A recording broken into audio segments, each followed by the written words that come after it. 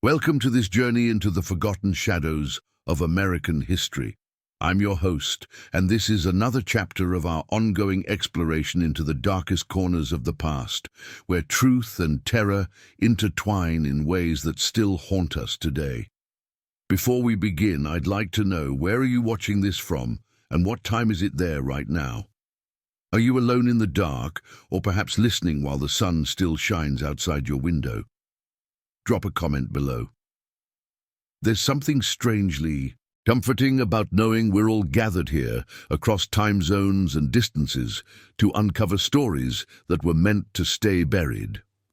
Today, we travel back to 1909, to the coal-stained hills of Pennsylvania, where the Industrial Revolution had transformed quiet valleys into labyrinths of smoke, steel, and desperation. Our destination is a place that no longer exists on any map. Ashford Hollow, a mining village 20 miles north of Pittsburgh, where approximately 800 souls lived, worked and died in the shadow of the Consolidated Coal Company. It was a world of soot-blackened faces and widows dressed in perpetual mourning. A world where death was so common that it became mundane, where cave-ins and black lung disease claimed men before their 40th birthday, where children grew old before they ever had the chance to be young. In such places, the line between the living and the dead grew dangerously thin. And in Ashford Hollow, there was one man who walked that line every single day. His name was Elwood Grimes, and he was the town's only funeral director.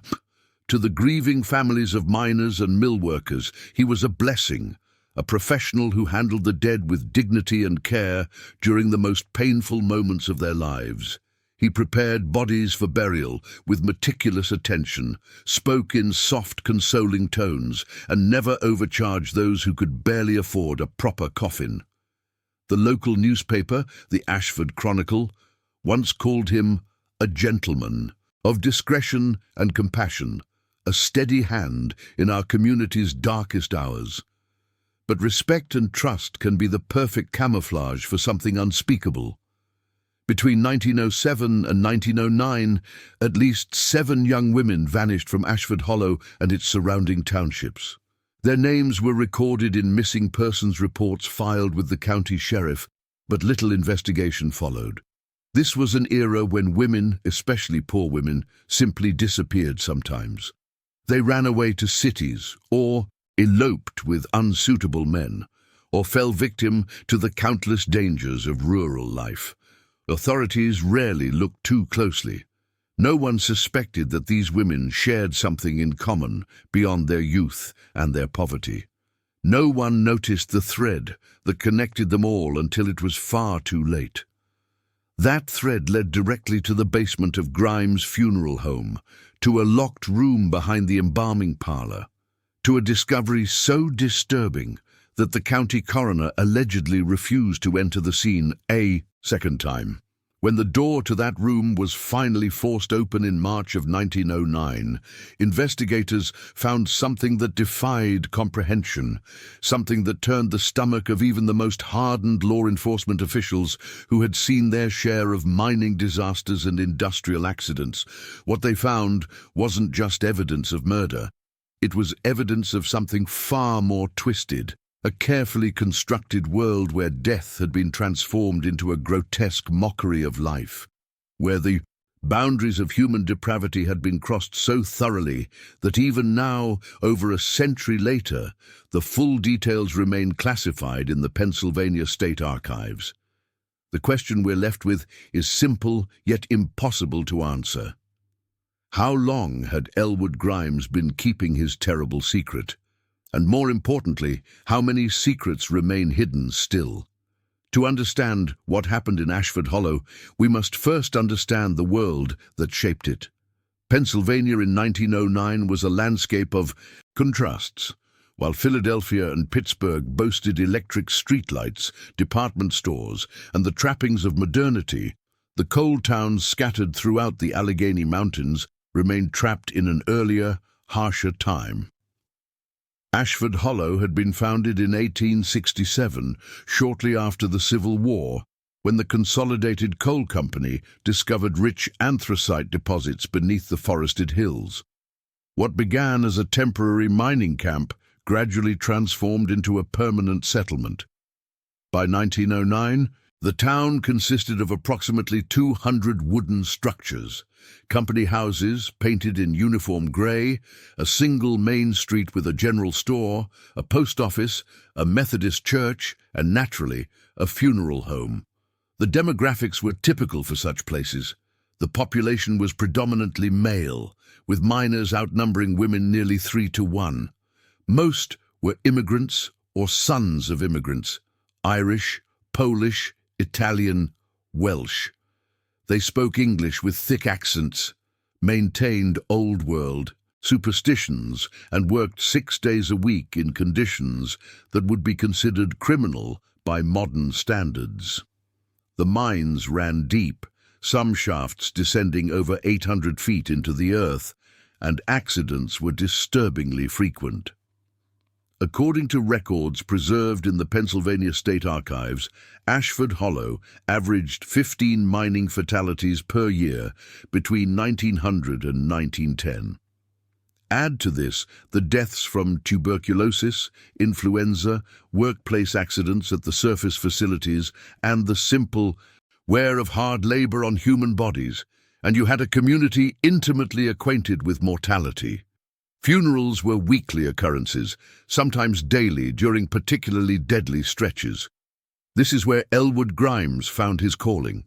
He had arrived in Ashford Hollow in 1895, a young man of 28 with credentials from a mortuary school in Philadelphia. Unlike most residents, Grimes was educated, well-spoken, and came from a respectable middle-class background.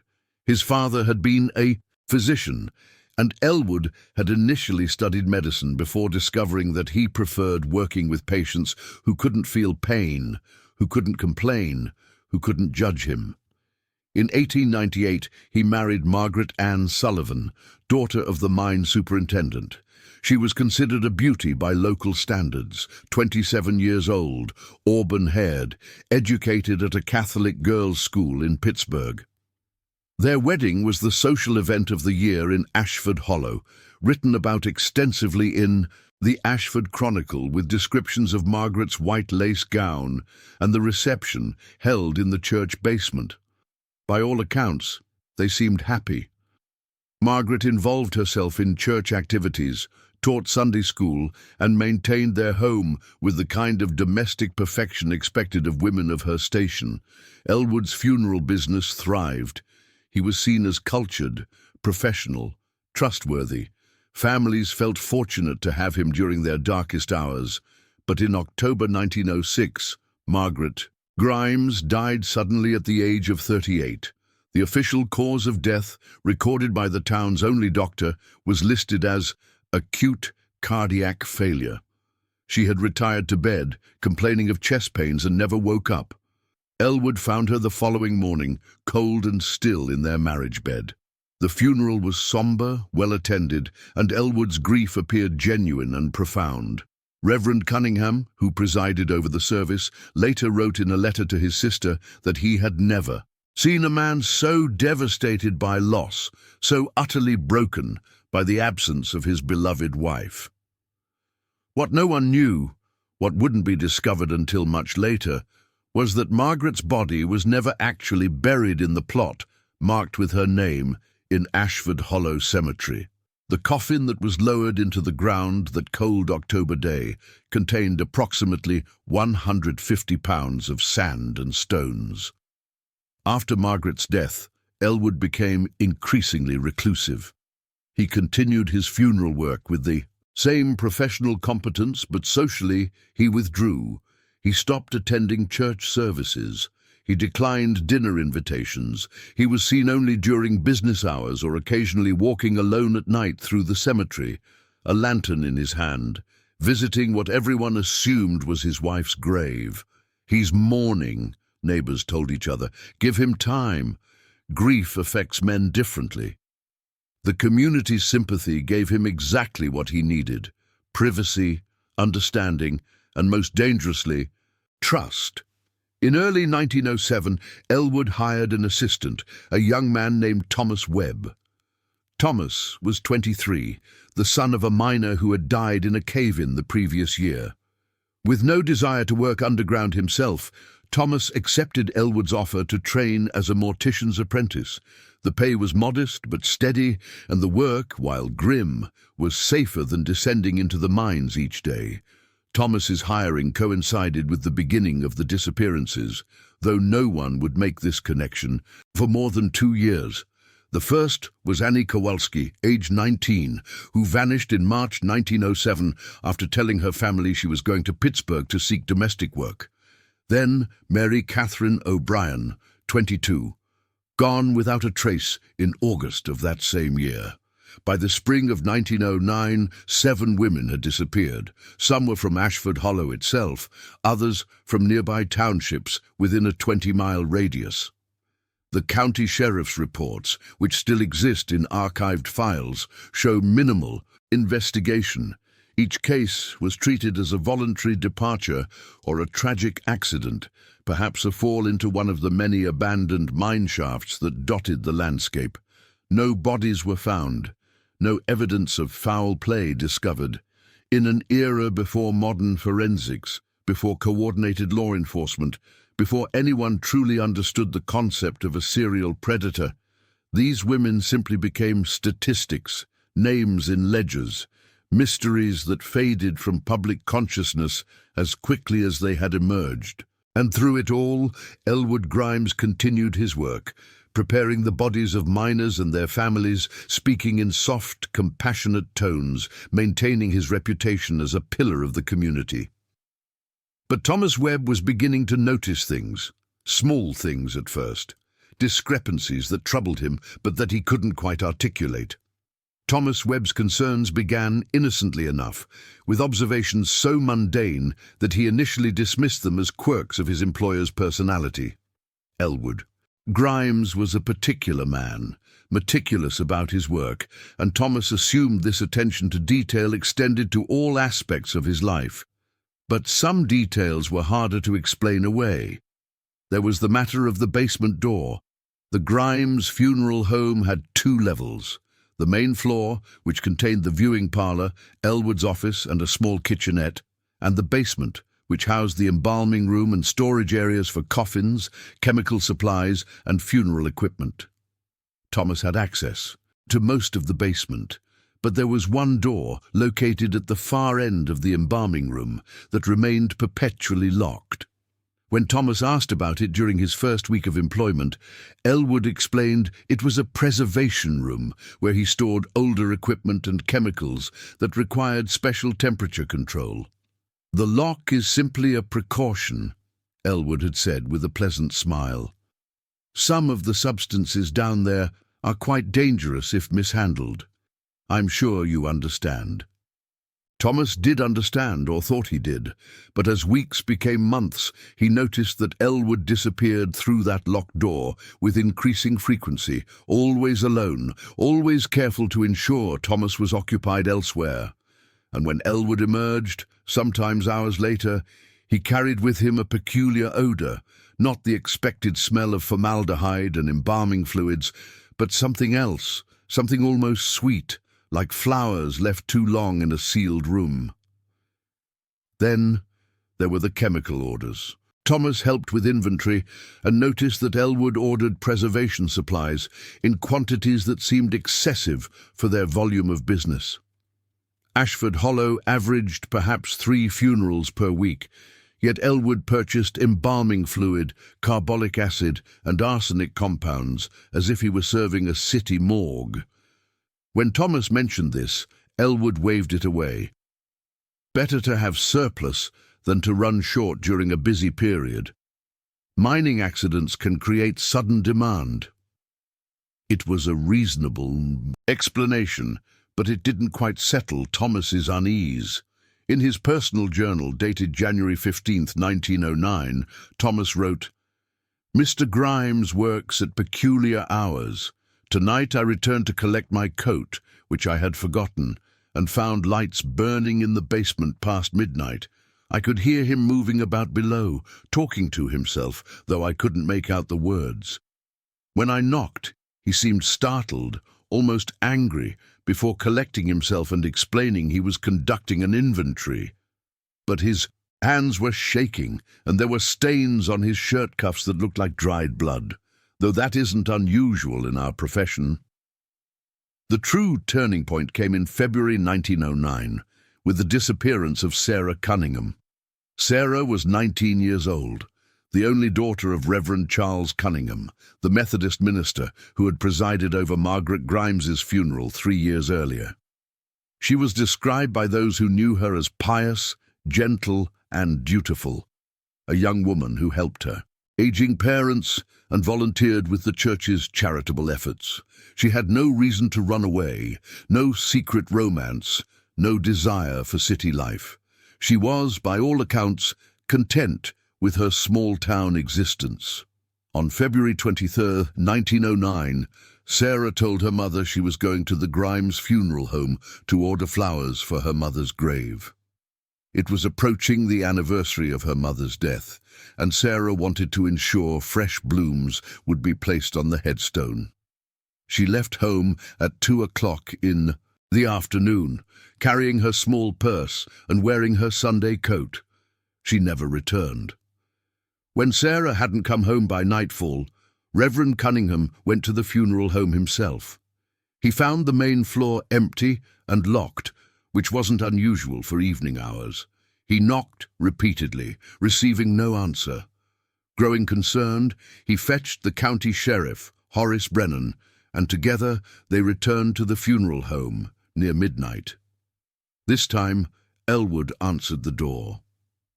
According to Sheriff Brennan's report, filed on February 24, 1909, Elwood appeared disheveled and disoriented, as though woken from deep sleep. He claimed he had been working late in the basement and hadn't heard the earlier knocking. When asked about Sarah Cunningham, Elwood stated she had never visited the funeral home that day. "I saw no one matching that description," he told the sheriff. "I was occupied with embalming work most of the afternoon. If Miss Cunningham came by, I genuinely didn't see her." Reverend Cunningham, however, wasn't satisfied.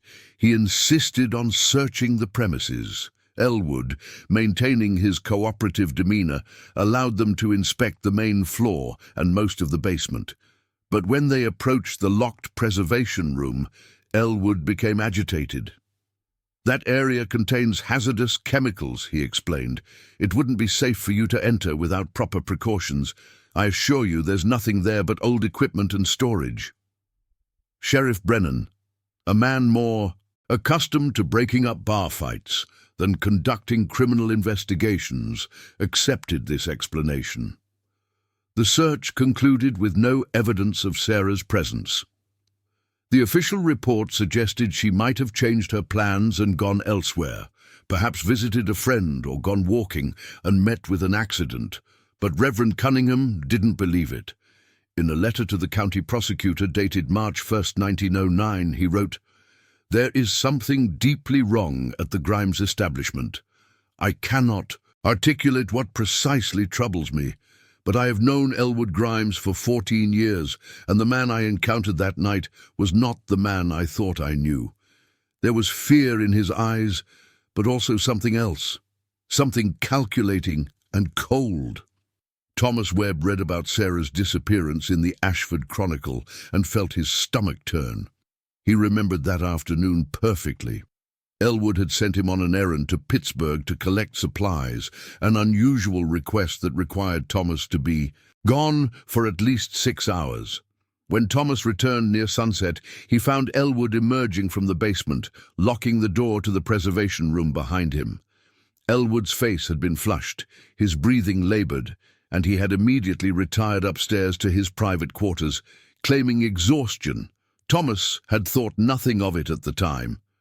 But now, reading about Sarah Cunningham, about how she had planned to visit the funeral home that very afternoon, about how she had simply vanished, he began to feel the creeping certainty that something terrible had happened within those walls.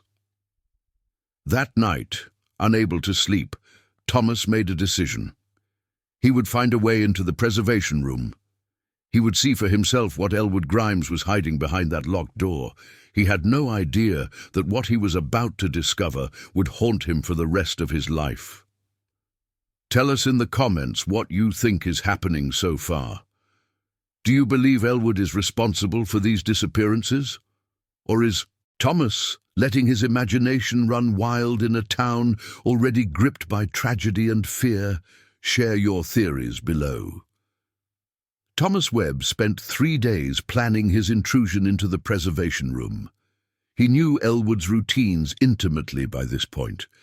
Every Thursday evening, Elwood attended a Freemasons meeting in the neighboring town of Millvale, a commitment he maintained with religious consistency. The meetings typically lasted 3 hours, giving Thomas a window of opportunity. On March 5, 1909, a Thursday, Thomas told Elwood he was feeling ill and would be leaving work early. Elwood, preoccupied with preparing for his evening departure, barely acknowledged him. Thomas made a show of collecting his coat and exiting through the front door. But instead of going home, he circled around to the back of the building and hid in the small tool shed behind the funeral home. He waited until he saw Elwood leave, dressed in his formal Masonic regalia, walking briskly toward the train station. Then, Thomas waited another 30 minutes, counting the seconds, ensuring there would be no unexpected return. Finally, as darkness settled over Ashford Hollow, Thomas used his key to enter the funeral home. The building was silent, except for the ticking of the grandfather clock in the front parlor and the settling sounds of old wood.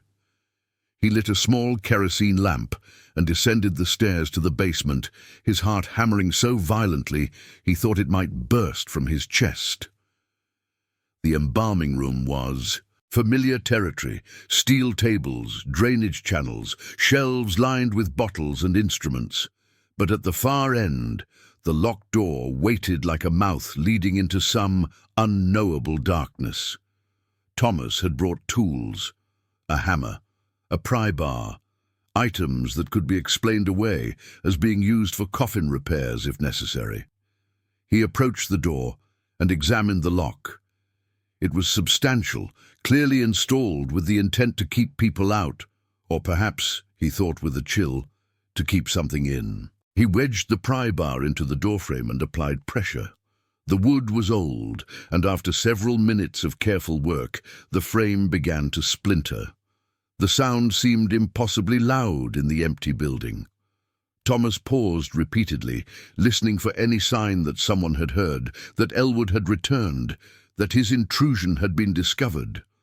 Finally, with a crack that made him flinch, the door gave way. The smell hit him first. That sweet, chemical odor he had noticed on Elwood. But now, concentrated, almost overwhelming, it was formaldehyde and flowers and something else, something organic and wrong, like fruit left to rot in a sealed jar. Thomas covered his mouth and nose with his handkerchief and raised his lamp. What he saw in that first moment would be described later in his testimony to authorities, though he would struggle to find adequate words for the rest of his life. The room was larger than he expected, perhaps 20 feet square, with a low ceiling supported by thick wooden beams. But it was the contents of the room that stopped his breath and turned his blood to ice water. Against the far wall, arranged on wooden chairs positioned around a small dining table, sat 3 women.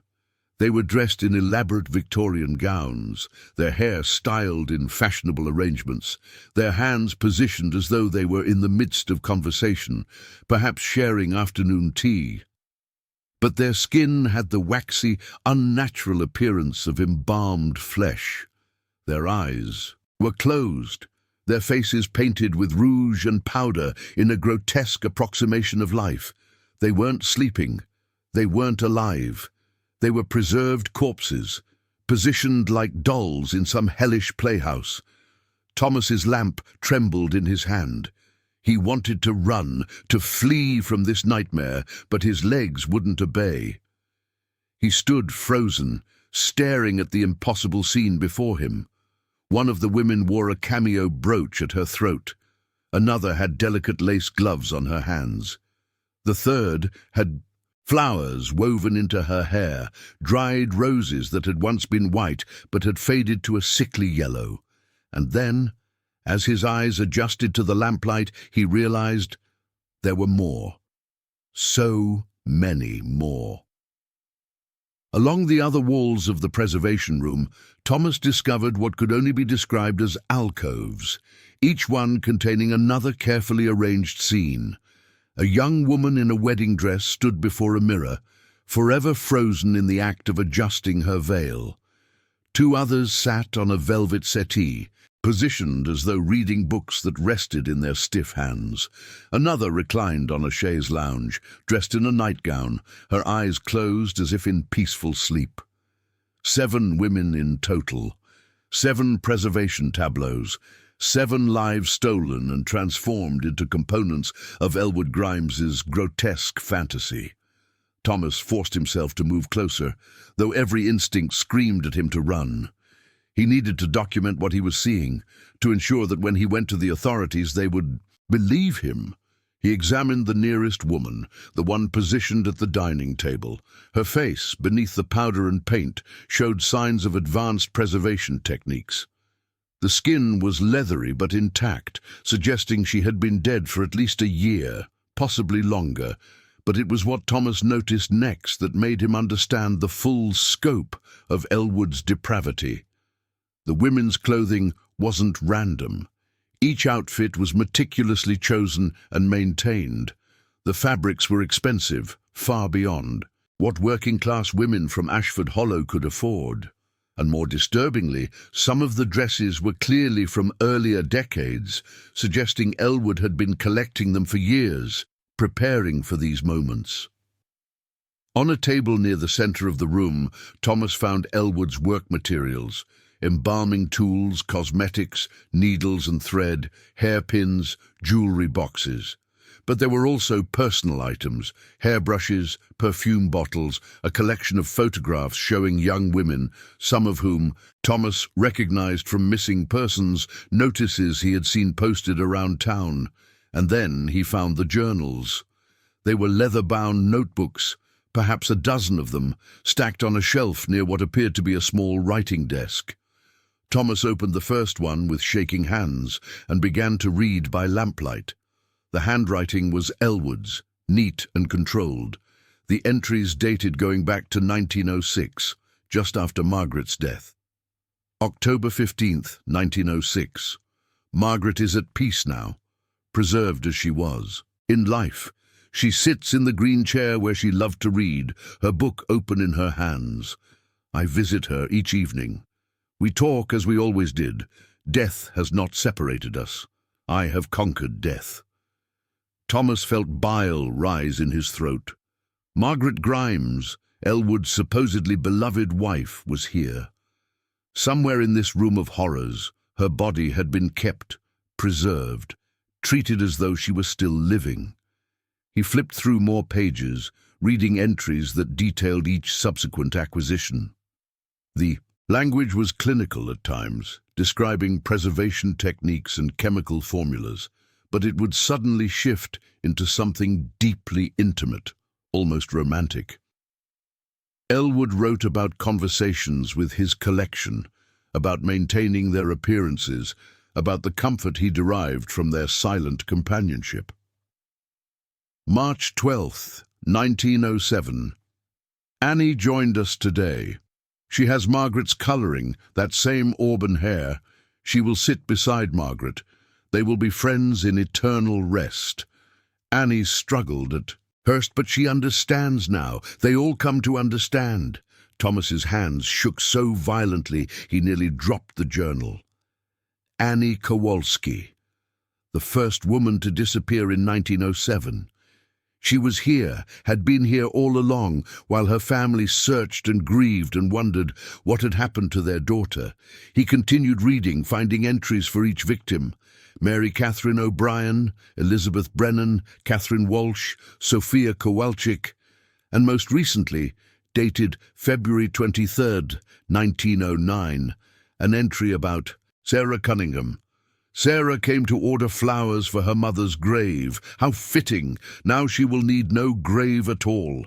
She will remain here in eternal bloom, never aging, never leaving, never disappointing. I have given her the gift of preservation. In 50 years, in 100, she will still be 19 and beautiful. What greater kindness could I offer? But it was the final journal that revealed the darkest truth. Thomas found it beneath the others, its pages more worn, as though Elwood had read and reread these entries countless times. The first entry was dated October 10th, 1906, 5 days before Margaret's official death. Margaret grows suspicious. She asks too many questions about my work, about the chemicals I order, about why I spend so much time in the preparation room. Tonight she threatened to speak with Reverend Cunningham about her concerns. I cannot allow this. She is my wife, my partner, my everything. But she doesn't understand what I have discovered, what I have learned about preservation, about conquering the decay of flesh and the finality of death. I have decided Margaret will be my masterwork, my first perfect preservation. She trusts me completely. Tonight I will prepare her evening tea as always. But tonight, the tea will contain a substantial dose of chloral hydrate, enough to stop her heart gently, peacefully, without pain or struggle. She will simply go to sleep and not wake. And then, when she is at her most beautiful, before death marks her, I will preserve her. She will never age, never sicken, never leave me. Thomas read the passage 3 times, unable to process what it meant. Margaret Grimes hadn't died of heart failure. She had been murdered by her husband, deliberately poisoned so that he could preserve her corpse and keep her with him forever. The subsequent entries detailed the embalming process with horrifying clinical precision. Elwood described techniques he had developed, chemical formulations he had perfected, methods of preventing decay that went far beyond standard funeral practices. He wrote about positioning Margaret in their bedroom, about maintaining the illusion that she was merely sleeping, about the comfort he derived from her eternal presence. She is perfect now, more perfect than she ever was in life. In life she would have aged, grown ill, eventually died and been buried in the cold ground. But I have saved her from all of that. I have given her immortality. But Margaret alone wasn't enough. The journal entries revealed Elwood's growing obsession, his belief that he was performing a service, preserving beauty and youth before they could be destroyed by time. He began to see young women around Ashford Hollow not as people, but as potential additions to his collection, each one a candidate for preservation. Thomas was so absorbed in reading that he didn't hear the footsteps on the basement stairs until it was too late. The voice came from behind him, cold and calm. "I see. You've found my preservation room, Thomas." Thomas spun around, the journal falling from his hands. Elwood Grimes stood in the doorway, still wearing his Masonic regalia, a small revolver held steady in his right hand. His face showed no anger, no panic, only a kind of sad resignation. The meeting was cancelled due to illness among the members. Elwood continued, his tone conversational, as though they were discussing the weather. "I returned early and saw the lamplight from the street.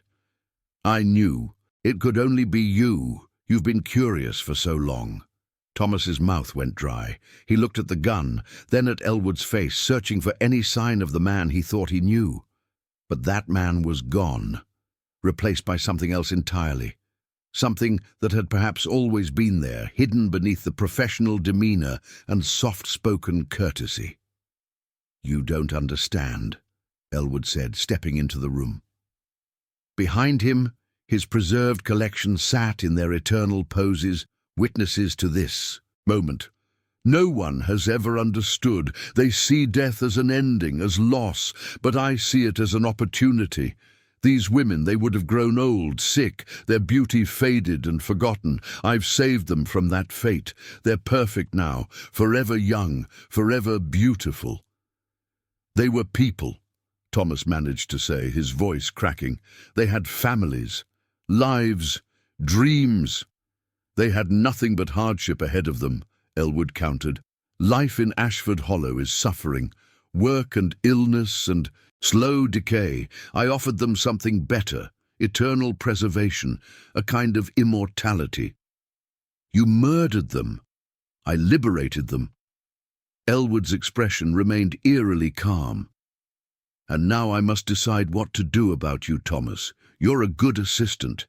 I've enjoyed our time working together, but you've seen too much. You know too much. Thomas's eyes darted around the room, searching for escape, for a weapon, for anything. But Elwood stood between him and the only door, and the gun never wavered. I could make you part of the collection, Elwood mused, though male specimens don't preserve quite as aesthetically, or perhaps I could simply ensure your silence in a more permanent way. An unfortunate accident in the embalming room, exposure to toxic chemicals, it would be entirely believable. But then something unexpected happened. From somewhere above them, they heard it. Voices, footsteps, the sound of multiple people entering the funeral home. Grimes, Thomas Webb, is anyone here? It was Sheriff Brennan's voice, accompanied by what sounded like several other men. Elwood's eyes widened slightly, the first crack in his composure. Reverend Cunningham, it would later be revealed, had convinced the sheriff to conduct another search, bringing with him several town officials and concerned citizens. They had seen the lamplight in the basement window and entered through the unlocked front door. In that moment of distraction, Thomas made his decision. He lunged forward, not at Elwood, but toward the stairs, shouting at the top of his lungs, "Down here, in the basement! He has Sarah! He has all of them!" The gun fired, the sound deafening in the enclosed space. Thomas felt the bullet pass close enough to feel its heat, but it missed, striking the stone wall behind him. And then he was through the doorway, stumbling up the stairs, still shouting as heavy footsteps thundered down to meet him. What happened in the immediate aftermath of that March night in 1909 is well documented. Sheriff Brennan and his men descended into the preservation room and discovered Elwood Grimes's collection of horrors. The bodies of 7 young women were carefully removed and identified. Families who had spent years wondering about their daughters' fates finally received terrible answers. The Ashford Chronicle devoted its entire front page to the discovery, though the editors carefully omitted the most disturbing details out of respect for the victims and their families. But Elwood Grimes himself was never found. In the chaos of the discovery, while men stood horrified in the preservation room and Thomas Webb gave his initial stammered account, Elwood simply vanished. He left behind his coat, his money, his journals, everything except the clothes on his back and presumably the revolver he had been carrying. Despite an extensive manhunt involving county sheriffs from 3 surrounding jurisdictions, no trace of him was ever discovered. Some believed he fled west, changed his identity, started a new life in some distant city. Others thought he had died by his own hand, somewhere in the deep woods surrounding Ashford Hollow, his body claimed by the elements or hidden in one of the hundreds of abandoned mine shafts that pocked the landscape. A few whispered that he was still out there, still pursuing his grotesque obsession, still preserving women in some new basement, in some new town, where no one knew his name or his past. The funeral home was demolished in the summer of 1909. The lot where it stood remained empty for decades, the ground considered cursed by local residents. Eventually, in the 1960s, it became a parking lot for a hardware store, the building's dark history forgotten by most. But the story didn't end there. Over the following decades, fragments of additional information emerged, puzzle pieces that complicated the narrative and raised new questions about Elwood Grimes and his terrible crimes. In 1952, during renovations to the old Grimes family home on the outskirts of what remained of Ashford Hollow. Construction workers discovered a wooden box hidden beneath floorboards in what had once been the master bedroom. Inside was Margaret Grimes's personal diary, water-damaged and partially illegible, but with enough surviving pages to provide a chilling glimpse into her final months. Entries from August 1906, 2 months before her death, revealed that Margaret had indeed grown suspicious of her husband. She wrote about strange sounds from the basement at night, about the excessive amount of time Elwood spent locked away from her, about a growing coldness in his demeanour. In one particularly haunting entry dated September 23, 1906, she wrote, "I fear my husband is no longer the man I married. There is something in his eyes now, something distant and calculating, as though he is always thinking of things he will not share with me.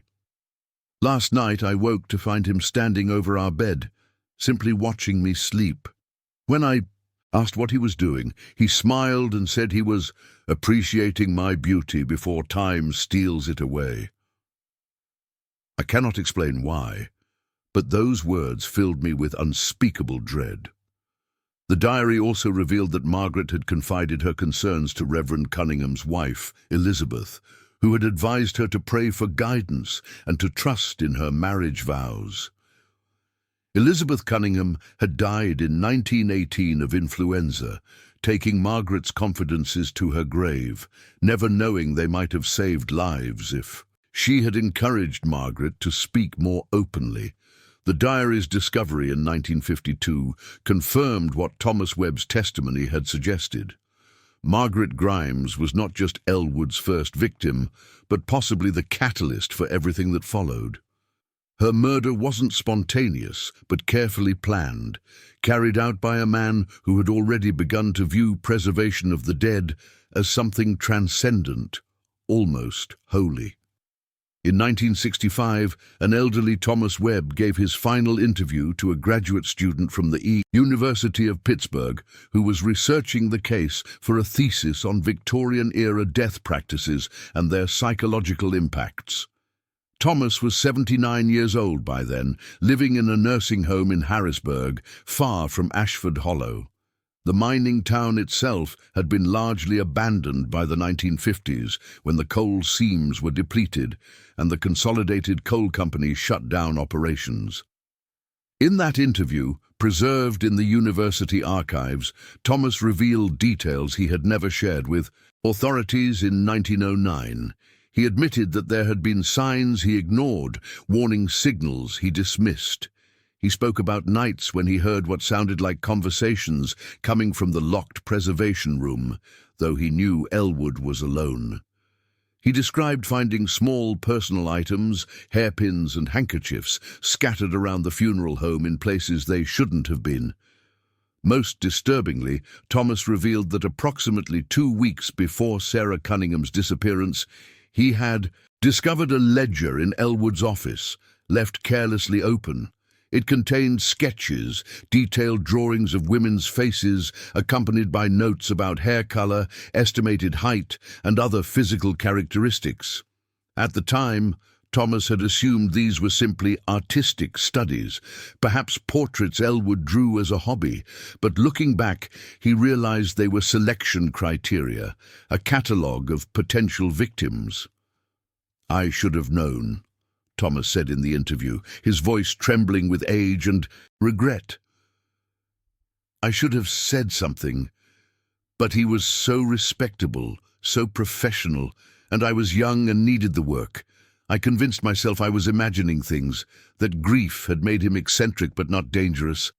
How many women might still be alive if I had trusted my instincts?" Thomas Webb died 3 months after giving that interview, in December 1965. He never fully recovered from the guilt of his perceived inaction, though historians and psychologists who later studied the case agreed that Thomas was as much a victim of Elwood's manipulation as anyone else. He had been deliberately hired and carefully controlled, kept ignorant of the full scope of Elwood's activities while serving as an unwitting alibi and assistant. In 1973, another fragment emerged when the Pennsylvania State Archives released previously sealed documents related to the case. Among them was a report from a forensic examiner who had studied the preservation techniques Elwood had used. The report noted that Elwood's methods were remarkably advanced for 1909, incorporating chemical formulas and arterial injection techniques that wouldn't become standard mortuary practice until decades later. This led to speculation that Elwood had been experimenting with preservation for years before Margaret's death, possibly using cadavers from his funeral home work to perfect his techniques. The report also suggested that the 7 bodies found in the preservation room likely represented only a fraction of his actual victims. The expert estimated that based on the sophistication of Elwood's methods, he had probably been practicing for at least 10 years, possibly longer. If true, this meant there could be other victims, women who disappeared before 1907, whose bodies were never found, whose cases were never connected to Elwood Grimes because no one was looking for a pattern. The most recent addition to the case file came in 1981, when a metal detector enthusiast searching the woods near where the old Grimes funeral home once stood discovered a small metal box buried approximately 3 feet underground. Inside was a collection of jewelry, lockets, rings, brooches, all engraved with women's initials. 12 pieces in total, each one representing a name, an identity, a life. 7 of those pieces were matched to the known victims. The other 5 have never been identified, though researchers have attempted to cross-reference them with missing persons reports from the period. To this day, those 5 pieces of jewelry sit in an evidence box in the Pennsylvania State Archives, waiting for someone to recognize them, to give names to the nameless, to bring closure to families who may never even know their missing answers. So, what happened to Elwood Grimes? Where did he go after that March night in 1909 when his carefully constructed world of preserved horrors was finally exposed? The truth is, nobody knows for certain, and perhaps that's the most unsettling aspect of this entire case. Man capable of such calculated depravity simply vanished, leaving behind questions that remain unanswered more than a century later. Several theories have emerged over the decades, each one plausible, each one equally disturbing in its own way. The first theory, favored by law enforcement officials at the time, is that Elwood fled into the Allegheny wilderness and died by suicide somewhere in the vast, unmapped forests that surrounded Ashford Hollow. The region was dotted with abandoned mines, deep ravines, and dense woodland, where a body could remain hidden indefinitely. Proponents of this theory point to Elwood's personality profile, a man whose entire identity was built around control and meticulous planning would find the prospect of public exposure, trial, and execution unbearable. Rather than face that humiliation, he may have chosen to end things on his own terms, taking with him the secrets of his other potential victims. The second theory is darker still, that Elwood successfully escaped, assumed a new identity, and continued his obsession elsewhere. This theory gained traction after the 1981 discovery of the unidentified jewelry, suggesting there may have been more victims than the 7 officially documented. If Elwood had been killing and preserving women for a decade or more before 1909, he was clearly skilled at avoiding detection. What's to say he couldn't replicate that success in a new location, in a new town where his face and name were unknown? There were reports, never confirmed, of similar crimes in other parts of Pennsylvania and neighboring states in the 1910s and 1920s. Were these copycat crimes inspired by newspaper accounts of Elwood's preservation room? Or was Elwood himself still out there, still building his collection of eternal beauties, still perfecting his grotesque art? The third theory is perhaps the most chilling, that Elwood never left Ashford Hollow at all. This theory suggests he may have had a secondary location, another hidden space where he retreated when the preservation room was discovered. Some researchers have pointed to the extensive network of abandoned mine tunnels beneath Ashford Hollow, many of them unexplored even today. Could Elwood have survived in those tunnels, sustained by supplies he had stockpiled? Could he have watched as his funeral home was demolished, as the investigation eventually went cold, as the town slowly forgot about him? Local legends from the 1920s and 1930s speak of a strange figure seen occasionally in the woods around Ashford Hollow, always at dusk, always alone, always vanishing before anyone could get close enough to identify them.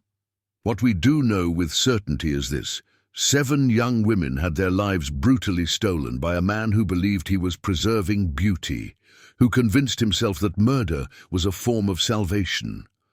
Margaret Grimes, Annie Kowalski, Mary Catherine O'Brien, Elizabeth Brennan, Catherine Walsh, Sophia Kowalczyk, and Sarah Cunningham. 7 names, 7 families destroyed, 7 futures erased, and possibly 5 more, represented only by engraved initials on jewelry that waits in an archive box, silent witnesses to crimes that may never be fully understood.